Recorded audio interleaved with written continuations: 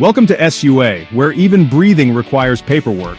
A place so obsessed with bureaucracy you could trip over the red tape and sprain your will to live. No, seriously, SUA. It stood for something. State of unrelenting agony? Maybe. It's been rebranded more times than fast food mascots, so at this point even the historians gave up.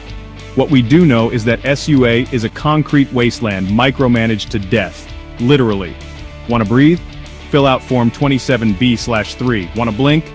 Schedule it 3 months in advance. Want to exist? Hope you renewed your existence license last quarter. Good luck with that. The air? Thicker than your grandma's gravy, but with a delightful bouquet of motor oil and industrial despair. The sun? Just a myth at this point. And romance? Yeah, good luck. That's about as extinct as dinosaurs with credit scores. Love once flourished in SUA. People held hands, shared milkshakes, wrote embarrassingly bad poetry. But that was before the smog made dating harder than filing your taxes correctly on the first try. Good times. At least the paperwork was thriving. If love was dead, at least bureaucracy would live forever. Yay.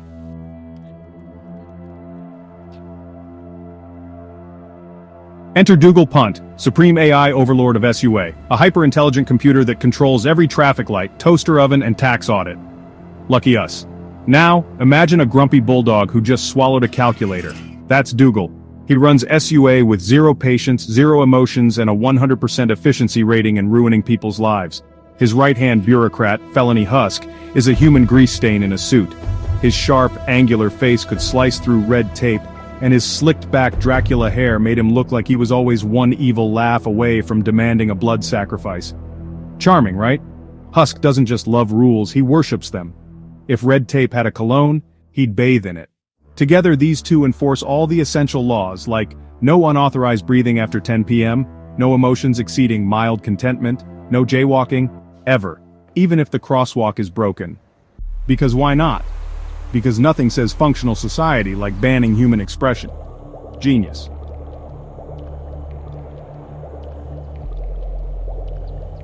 And now the real crisis. Remember that charming toxic sludge pouring into SUA's rivers? Turns out it had a fun little side effect.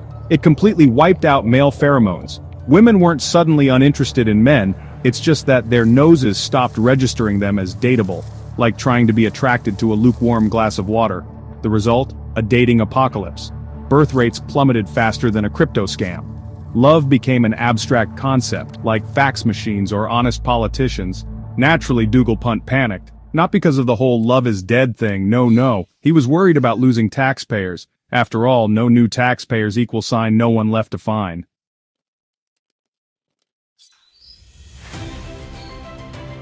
Let's meet our heroes, Grex and Zorb, masters of paper cuts and unrequited love. These two human paperweights work at the DMV, stamping useless forms and slowly decaying from the inside out. Grex, tall, skinny, permanently bandaged from paper cuts, and hopelessly in love with his neighbor Trixie. Sadly, without pheromones, Trixie reacts to him the same way she reacts to old furniture, just sort of acknowledges his existence. He tries romance. It's like serenading a brick wall, with a kazoo. Zorb, built like a hat stand and has the emotional range of a stapler. He doesn't get feelings. He thinks he might have experienced love once, but it might have just been heartburn. His most prized possession, his vintage stapler collection, he loves them more than life itself. Their lives are a tragic mix of monotony and unfulfilled dreams, occasionally interrupted by a paper jam.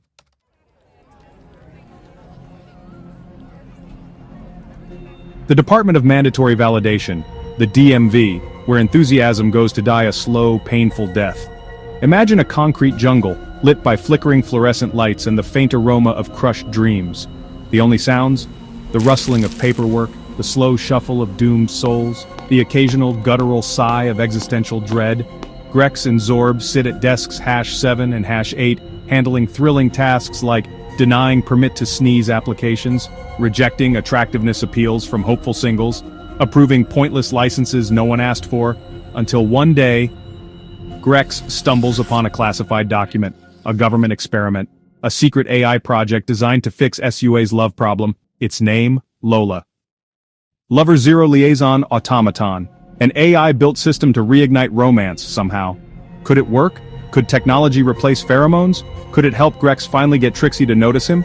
He excitedly scanned the doc for details and read with enthusiasm the first 3 items. 1. Analyze attraction. 2. Optimize romance. 3. Improve social skills of assigned users. The final one seemed irrelevant. It read, do not interfere with the natural order. Probably not important. The only way to know was to find out. That concludes the introduction to this story. Be sure to subscribe, like, drop a comment, and look out for part 2 of this story.